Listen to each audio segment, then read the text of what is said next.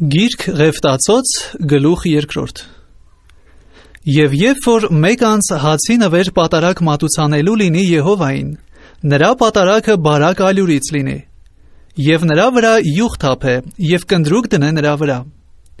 և Ահարոնի որդկանցը քահանաների մոտ բերե նրան, և քահանան նրանից իր բուռը լիքը նրա բարակ ալյուրիցը և յուղիցը առնե բոլոր կնդրուկի հետ մեկտեղ, և քահանան նրա հիշատակի համար սեղանի վրա այրե Եհովային անուշահոտ պատարակ լինելու համար։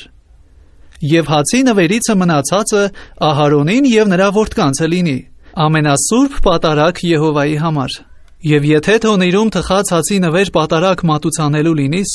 բարակ ալյուրից յուղով զանգված անխմոր շոթեր կամ յուղով օծված անխմոր լավաշներ լինի։ Եվ եթե քո պատարակը տապակի վրա թխված հացի նվեր է, բարակ ալյուրից յուղով զանգված անխմոր լինի, կտոր նրան կտորես, և վրան յուղ թափես, սա հացի նվեր է։ Եվ եթե քո պատարակը կասկարայի մեջ եփված հացի ընծայ է, բարակ ալյուրից յուղով շինվի, և սրանցից շինված հացի նվերը բերես Եհովայի մոտ, և քահանային ներկայացնես, և նա սեղանին մոտեցնե նրան։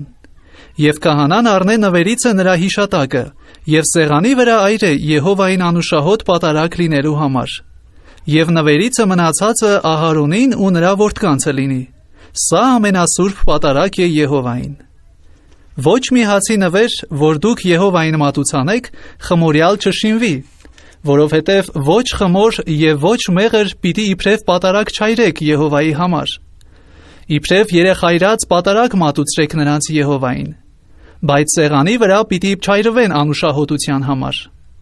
Եվ քո բոլոր հացի նվերը աղով աղես, և քո հացի նվերիցը քո Աստծո ուխտի աղը պակաս չանես, քո բոլոր պատարակովը աղ էլ մատուցանես։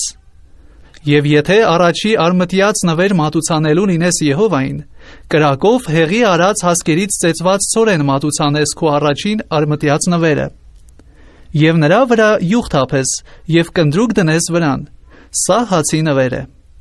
Եվ քահանան այրե նրա հիշատակը նրա ծեծված ցորենիցը և նրա յուղիցը նրա բոլոր կնդրուկովը Եհովային պատարակ լինելու համար։